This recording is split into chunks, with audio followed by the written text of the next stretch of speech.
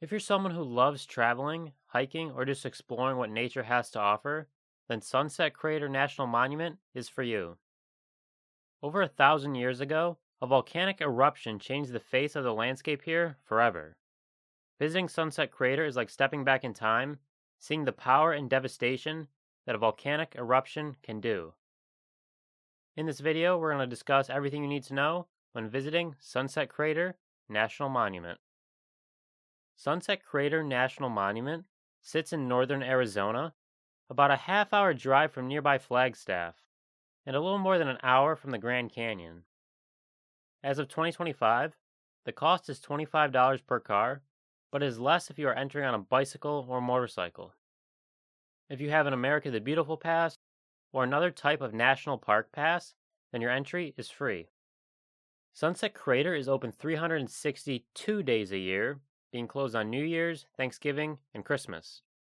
The Visitor Center is located off Route 89 and is located towards the west entrance of the park. At the Visitor Center, you can find cool exhibits about the history of the eruption and how the landscape has changed over time. They also have a gift shop with your token gift shop staples like shirts, postcards, magnets, and more. And while you are there, don't forget to get your National Park passport stamped. If you don't have a passport, the gift shop might have a few copies laying around for purchase. Not sure what the passport to your national parks is? In short, it is basically a passport journal that tracks your adventure through the different units of the national park system. Check out my video about everything you need to know about the passport to your national parks. I'll have that linked in the description below. Also at the Visitor Center, they have bathrooms, a film about Sunset Crater, and you can also learn about any ranger or junior ranger programs or events that might be happening. The rangers here are absolutely fantastic, super knowledgeable, very friendly. Can't say enough good things about them. Once you are done at the Visitor Center, you can check out the amazing landscapes, shaped by nature through the eruption, and the 1,000 years that have followed. Around 1085 AD, at Sunset Crater, the ground started shaking, ash and lava started flowing, and the area would never be the same. The explosion scattered ash for miles, forcing communities to relocate from where they had been living for generations. The lava and ash formed the lava field, cinder cones, and the scenery you see at the park today. A few fun facts about the National Monument. In 1930, President Herbert Hoover proclaimed Sunset Crater Volcano a national monument. In the 1960s, U.S. Apollo astronauts trained for their lunar missions on the park's lava fields. To see the remarkable scenery the park offers, there are a few main trails you can take. The first is the Lava Flow Trail. The trail is a 1-mile loop that gets you up close to the lava rocks and takes you to the base of Sunset Crater. Part of the trail is also wheelchair accessible for anyone who may struggle with mobility. The other trail is Lennox Crater Trail, which is around 1.5 miles.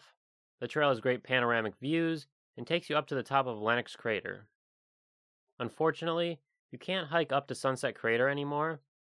Damage from hikers and overuse has damaged the area, forcing the Park Service to close access to the crater.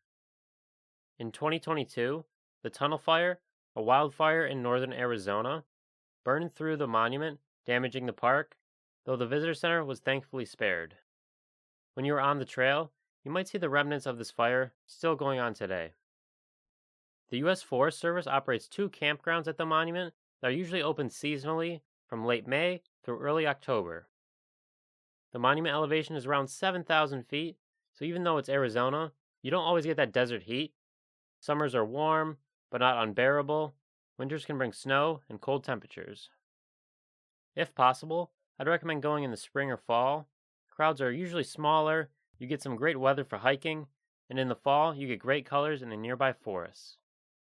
While Sunset Crater National Monument might not be the biggest or flashiest national park unit, it is definitely worth a visit due to its uniqueness.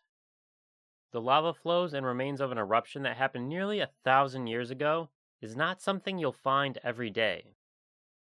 The park is a reminder of the power of nature and how it has responded in the years following the eruption. Whether you are visiting Flagstaff or you're on your way to the Grand Canyon, keep Sunset Crater in mind. It is like stepping into another world when you look around.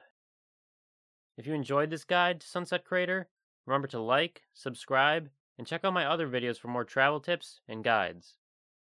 Let me know in the comments what is your favorite place to visit in northern Arizona. Thank you for watching, and I'll see you on the next adventure.